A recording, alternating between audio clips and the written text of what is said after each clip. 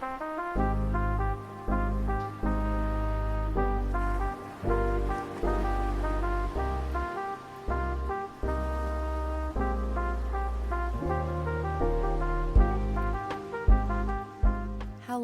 everyone, and welcome back to the Road to Pregnancy podcast. I'm one of your co-hosts, Malia Perales. And I'm Ashley Houlihan. Thank you for being here and tuning in. Today, we are going to break down the first trimester of pregnancy. The first trimester is from weeks 1 to 13 of pregnancy. If you remember from one of our previous episodes, your pregnancy is dated from the first day of your last menstrual period. The majority of women find out they are pregnant between 5 and 6 weeks, but because of individual variations in menstrual cycles, it can be common to find out earlier or later. The first trimester goes fast, because by the time you are pregnant, you may already be halfway through. Even though the first trimester feels fast, it is the most important time for your baby's development. You may not be showing it, but your baby is growing rapidly inside of you. Once the embryo implants into your uterine lining, a few key structures begin to form to support your pregnancy. The first is the amniotic sac. The amniotic sac is a thin membrane that surrounds your baby and fills with a fluid called amniotic fluid. You can picture it like a water balloon with your baby inside. This fluid is made to protect your baby and help regulate their body temperature. When you move or fall or even laugh, the fluid cushions your baby. In later trimesters, your baby will actually practice breathing inside of the amniotic fluid, kind of bringing some of it into their lungs instead of air. And this helps prepare and strengthen their lungs and breathing muscles for birth. Another very important structure that starts to form is your placenta. A placenta is an organ that grows only during pregnancy, and it helps support your baby with oxygen and nutrients. Any oxygen that you breathe in or nutrients from the food you eat are transmitted to your baby through this placenta. And the placenta also helps get rid of any waste products that the baby makes. It sticks to your uterine wall and connects to your baby through an umbilical cord. If you've ever heard the words cutting the cord after birth, this is what people are referring to. The umbilical cord is a rope-like structure that contains 2 arteries and a vein. The umbilical cord is how the transfer of oxygen, nutrients, and waste products takes place. When a baby is born and the cord is cut, it eventually falls off, and what's left behind is a belly button. All of these structures are very important in protecting and nourishing your baby. And as they are developing, so is your baby. By the end of the first trimester, your embryo is called a fetus. While each fetus develops a little differently, here are some of the changes occurring during different weeks in the first trimester. Within the first 4 weeks of your pregnancy, all major organs have already started forming. At this stage, your baby looks like a tadpole. Little buds will begin to form that will develop into your baby's arms and legs. By the 6th week of pregnancy, a very important structure called the neural tube closes. The neural tube is what will form your baby's brain and spinal cord. Issues with the closure of the neural tube can present later in pregnancy. We will talk about those in future episodes. And if you remember from last episode, we talked a little bit about why folic acid is so important, and that's because the folic acid supports the development of this neural tube. And around this time, the 6th week of pregnancy, this is when the baby's heartbeat can first be detected. At week 7 of your pregnancy, the baby's head starts to take shape. Now, the head is much bigger than the rest of your body, so if you see it on ultrasound or any pictures online, it may look a little funny. As you move into week 8, facial features like the nose, eyes, and ears become more defined. After week 11, your baby is officially called a fetus. At this point, their genitals start to form and they have more defined arms and legs. As you can tell, there are many changes happening during the first trimester. So this is when the baby will be most at risk from any drug or alcohol use during pregnancy, as well as infections. This is why it's so important to take care of your body early in pregnancy. And in addition to the baby, your body will start to undergo many changes as well. Everyone experiences these changes differently at different times during pregnancy. You may notice that your breasts become larger and your areolas become darker. This is because your body is responding to the pregnancy hormones and already starting to prepare itself for breastfeeding. You may also feel like you need to pee more often. As your uterus grows to support the pregnancy, it pushes onto your bladder. This symptom may become more frequent as your pregnancy progresses and the baby grows. Constipation is also common because the uterus can press into your rectum, which is where your poop is before it leaves your body. Now, it's very normal to feel moody during the first trimester or to experience sort of mood swings. Your body's not used to the surges of hormones produced during pregnancy. It may feel more like an intense version of period mood swings if you experience that. These hormones can make you exhausted, and so extreme tiredness is a very common symptom. Pregnancy is demanding. It's important to listen to your body and rest when you can. During pregnancy, your cardiac volume increases by 40 to 50%, which just means that the amount of blood in your body increases.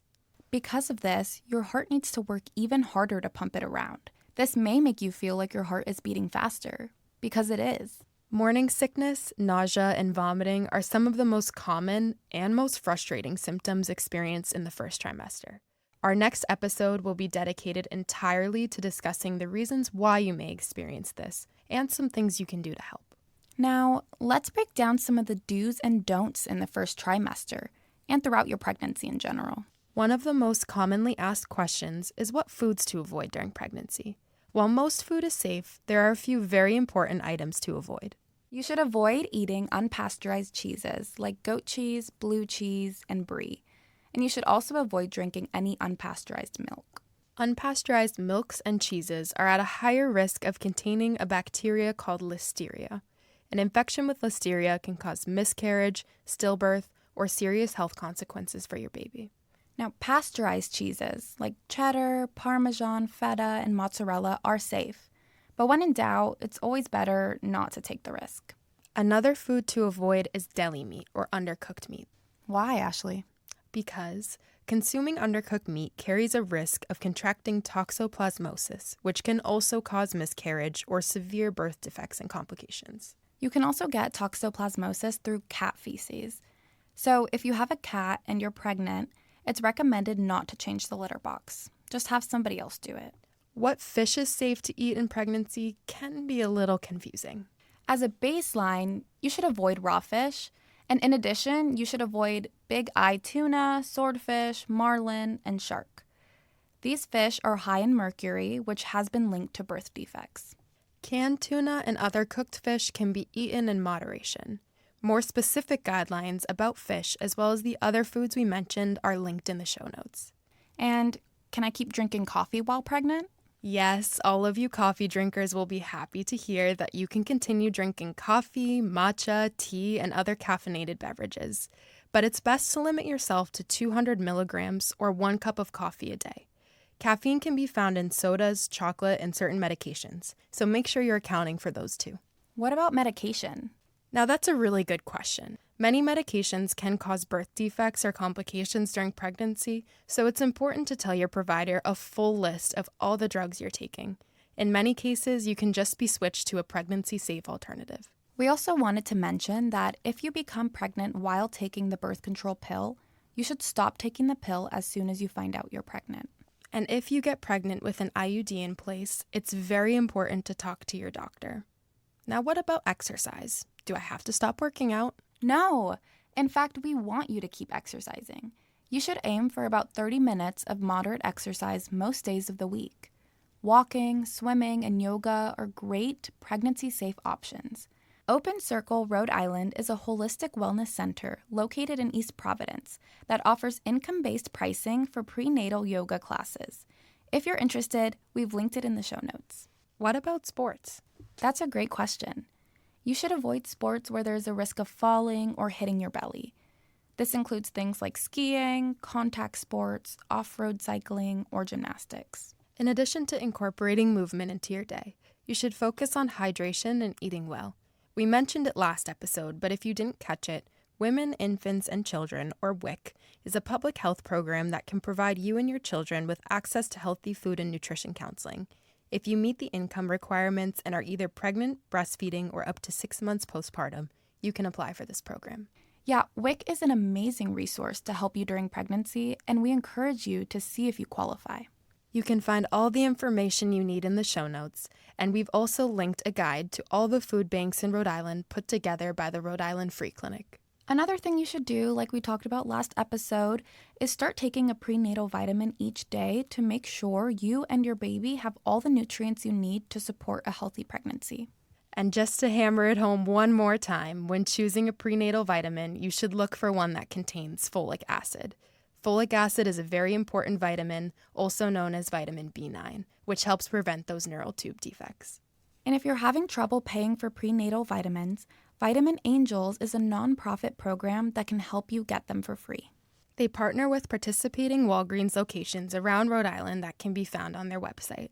All you need to do is locate a participating store near you, visit their pharmacy counter, and ask for Vitamin Angels prenatal multivitamins. You will receive a free bottle of prenatal multivitamins as well as nutrition education.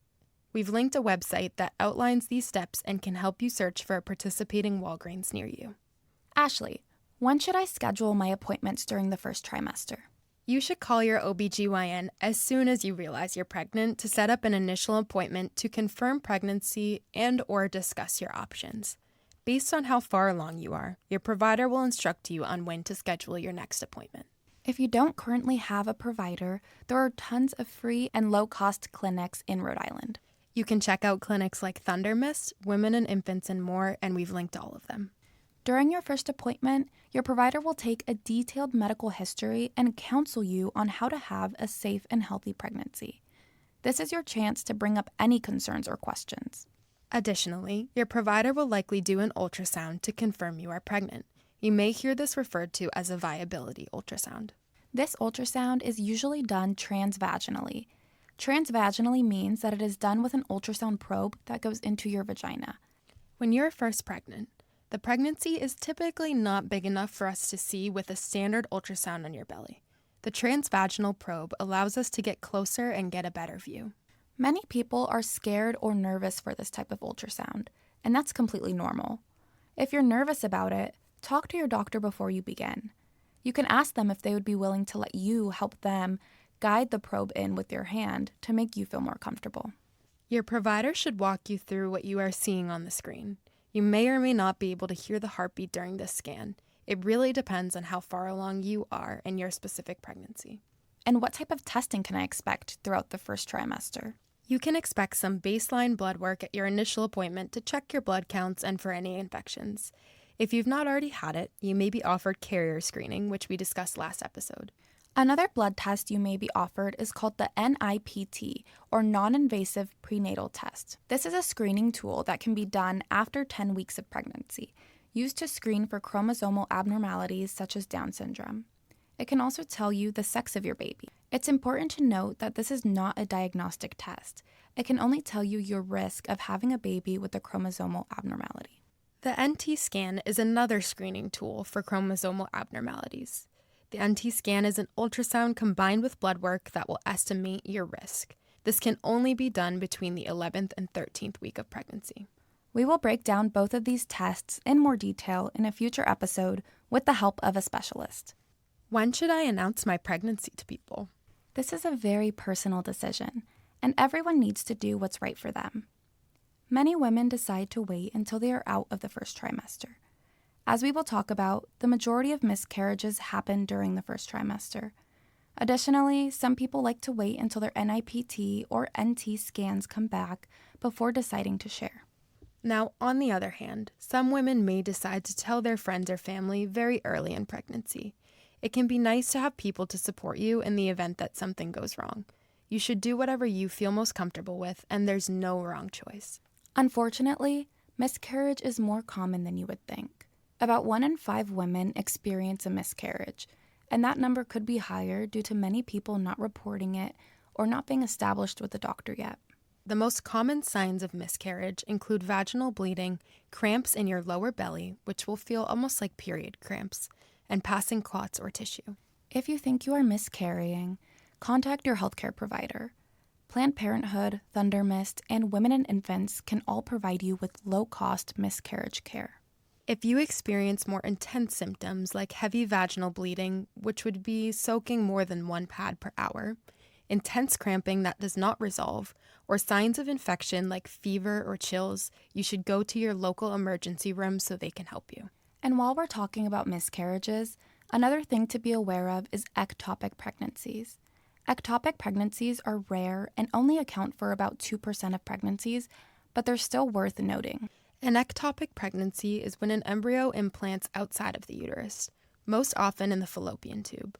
These pregnancies are sadly not viable and can pose serious risks to the mother. The main concern is if the pregnancy continues to grow, your fallopian tube can't grow along with it, and it will burst.